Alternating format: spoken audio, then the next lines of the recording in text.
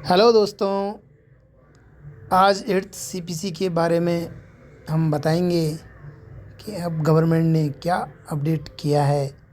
8th CPC में 6 फरवरी 2026 को एक न्यू वेबसाइट लॉन्च की है, जिसमें 8th सीपीसी के बारे में सारा अपडेट आपको घर बैठे पता लगेगा और आप भी इसमें अपना सजेशन या सुझाव आसानी से दे पाएंगे।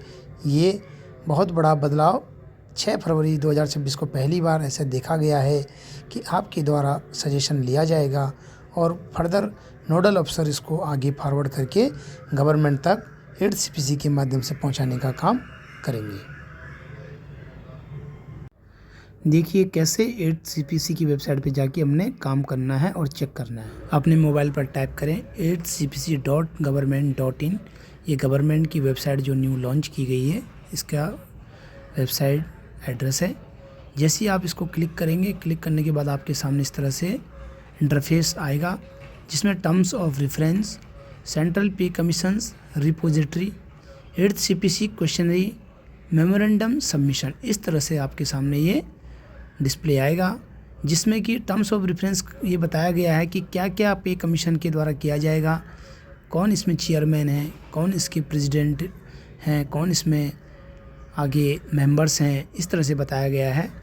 और नेक्स्ट जो 8th सीपीसी क्वेश्चनरी है, इसमें भी आपको पुराने जो सीपीसी कमीशन रहे हैं, क्या क्या उन्होंने किया, किस तरह से रहा, वो बताया गया है। मेमोरेंडम सबमिशन है और 8th सीपीसी ऑनलाइन जो डाटा पोर्टल है ये है।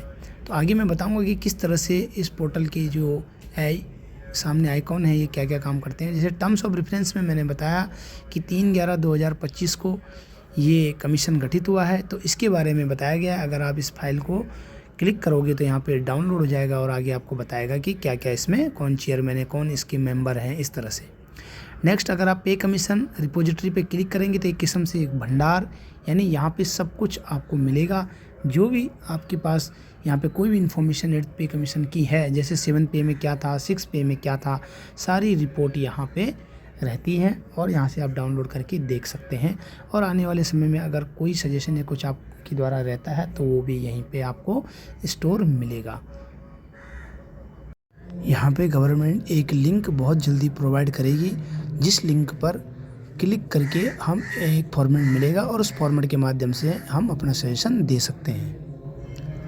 ऐसी 8th सीपीसी क्वेश्चनरी है, तो यहाँ पे आपको जो भी इनपुट हैं 8th पे कमीशन के लिए, आपके ओपिनियन है, ये सारे आप यहाँ पे बताएंगे। यहाँ पे बताने के लिए आपको एक फॉर्मेट दिया गया है, जिसमें कि आप अपने तरफ से जो भी सजेशन गवर्नमेंट को देना चाहते हैं 8th सीपीसी के लिए, यहाँ पे आप दे सकते हैं।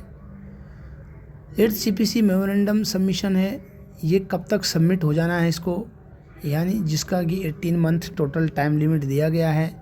तो ये यहाँ पे अपने अपने नोडल अफसरों के द्वारा या जो भी इसमें आपके पर्सन जो सजेशन के लिए इसकी जो डिटेल किए गए हैं, उन्होंने यहाँ पे अपनी रिपोर्ट सबमिट करनी है। इसी तरह से 8th सीपीसी जो ऑनलाइन डाटा पोर्टल है, इसके अंदर आपको पूरा डाटा मिल जाएगा। यहाँ पे आपको किस तरह का किसी ने सजेशन दिया या किस तरह से आपका 8th सीपीसी काम कर रहा है, ये सब कुछ यहाँ पे देखने को मिल जाएगा। और इसी पोर्टल के माध्यम से आप भी अपना सजेशन गवर्नमेंट तक पहुँचा सकते हैं। जैसे कि यहाँ पे 6/2/2026 को यहाँ पे questionnaire limited two nodal officers of ministry department, union territory and सब नोडल ऑफिसर्स ऑफ ऑफिसर्स, यानी हर एक डिपार्टमेंट के एक नोडल ऑफिसर डिटेल कर दिए गए हैं, जिनका काम ये है कि अगर कोई भी सजेशन किसी भी डिपार्टमेंट की तरफ से या किसी इंडिविजुअल एम्प्लॉय ने भी अगर दिया है तो उसको कलेक्ट करके सीपीसी तक इनको पहुंचाना है। तो ये 6/2/2026 को जो एक अपडेटेड आया है, ये यही अपडेटेड आज की डेट में है।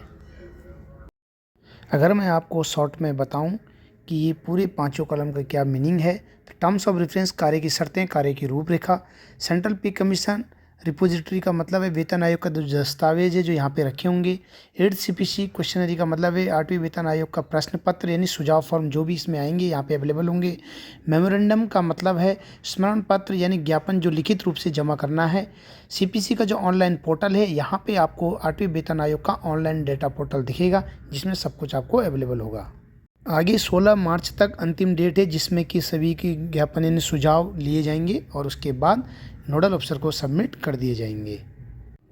सीपीसी को लगने वाला टोटल समय 18 मंथ ही रहेगा, यानी आप ये मान के चलिए कि 2027 से पहले ये लागू नहीं होगा। और इसमें कुछ कह रहे हैं कि सुझाव के रूप में जो डिफेंस पर्सन लोगों के लिए है, जैसे एमएसपी है, वो जीसीयूज ओआर एमएनएस और ऑफिसर्स को जिस हिसाब से बताया जा रहा है कि ये सिफारिश की गई है, तो सिफारिश में 30,000 तक ऑफिसर्स के लिए, 21,000 एमएनएस के लिए, 18,000 जीसीयूज के लिए और 12,500 तक ओआर्स के लिए सुझाव किया गया है।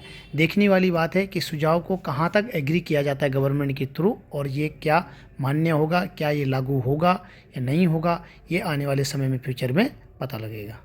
यानी अभी तक कोई ऑफिशियल ऐसी अपडेट नहीं है कि उसको मान्य कर दिया गया हो कि या आपकी एमएसपी इतनी बढ़ जाएगी या फिटमेंट फैक्टर कितना होगा।